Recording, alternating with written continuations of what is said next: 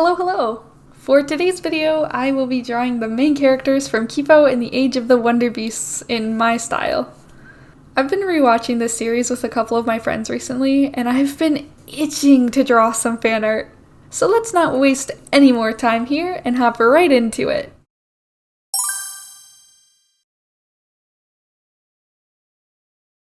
Okay, so I debated if I wanted to draw each of the main 5 individually or not, but ultimately I decided to do one piece with the whole gang.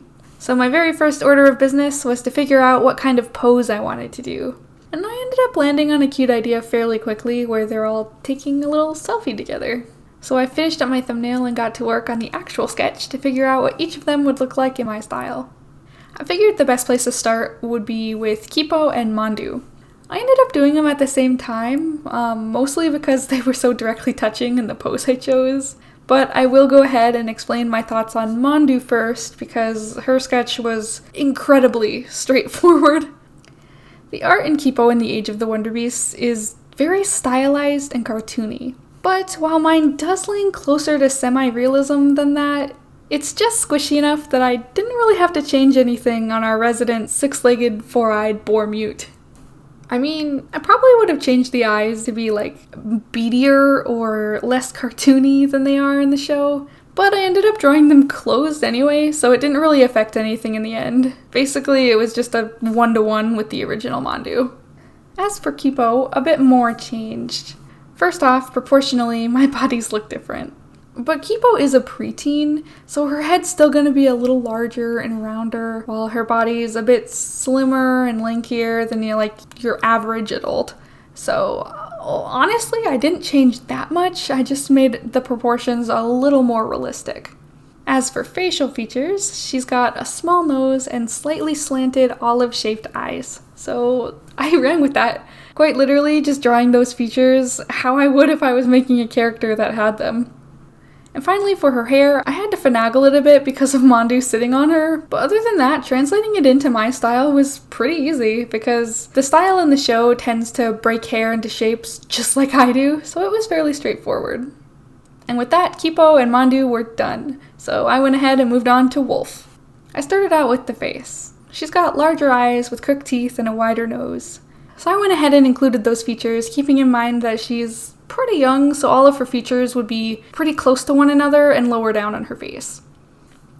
As for her hair, I wasn't sure if I should draw out the curls or not at first, but then I realized I wouldn't have done that if I designed a character with this hair type in the first place, so I just didn't.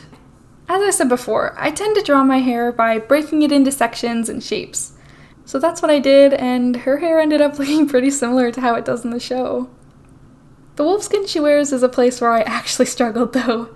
I have drawn wolves before, so I kind of just tried my best to go off the knowledge I knew from that and built off of it until I finally found something I was happy with. So there you have it. Next, moving on to her body proportions. My adjustments weren't that drastic, which is mostly because of how young she is. I'm not really sure if it's been canonically confirmed or not, but the show kind of indirectly says she's a 10-year-old. Earlier on, we learned that something in her past happened when she was 5 years old. And then later, when referring to that event, she tags on a 5 years ago. So by that logic, she's 10. So going off of that, her tiny size makes a lot of sense. Usually people sprout up around their preteen years, but she hasn't gotten there yet, so she's basically half the size of Kipo and Benson throughout the entire show. And because of all of this, I drew her with the proportions of a child. A larger head and a smaller, stouter body. And with that, I kind of just wrapped everything else up and moved on to the next person. That being Benson. Once again, I started with his face. He's got rounder eyes and a wider nose, so I went ahead and got those features in, and then kept his round face and added his hat on top. His body is kind of shielded by Kipo and Wolf, but I still went in with the same process for his body proportions as I did with them. He kind of implies that he's slightly older than Kipo on her birthday episode, so I went in with the idea that he's probably around 14 years old. Still a preteen, so similarly to Kipo, he has a slightly larger head and a lankier body, which tracks in the show. He's slightly taller and broader than Kipo, but they're pretty similar in size beyond that.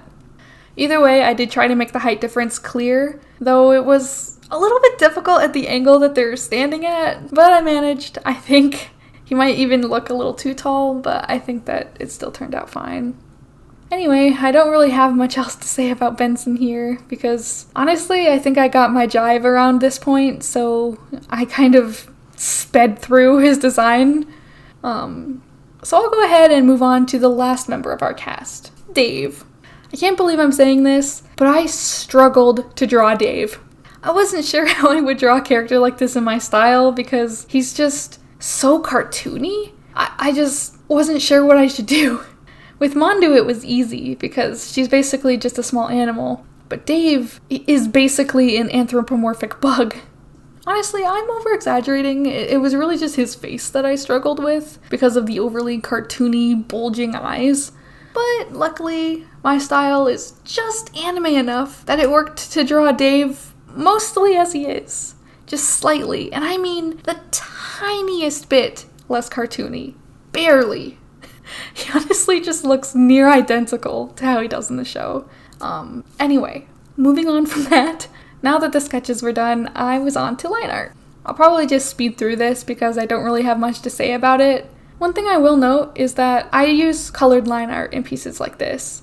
But as you can see, right now I'm initially doing the lines in black. And that was really just because I don't have the base colors in, and when I'm drawing a character for the first time, I tend to do the line art black first, just so I don't have to deal with like changing out clashing line art colors or darkening the lines or anything like that. So yeah. Anyway, let's speed this up. Now that the line art's done, we move on to colors. I tend to mute my colors a bit so they're softer and don't compete with one another as much. So I basically just used the color dropper and then took the original colors from each character and then like slightly desaturated them before putting them down on the canvas. The only colors I really didn't do this for were the colors of their eyes. I like to make my eyes more saturated and bright so they really pop in my drawings, so yeah. Anyway, once I got the base colors down, I quickly changed the line art from black to colored, and then I moved on to the shading. As I mentioned in my anti-style video, in my typical style, I opt to use soft shading over cell shading.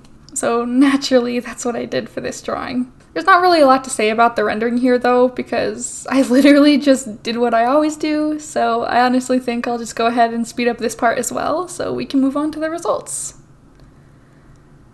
Before I wrapped everything up, I threw on some finishing touches using overlay and add layers, just to really amplify the scene a tiny bit, and then I was done. So here's what the main cast of Kipo look like in my style. Now, don't mind me while I geek out for a second here, but I really love the style of this show. I find that it's so unique and identifiable by those familiar with it. So I had a lot of fun drawing some direct comparisons between it and my own style.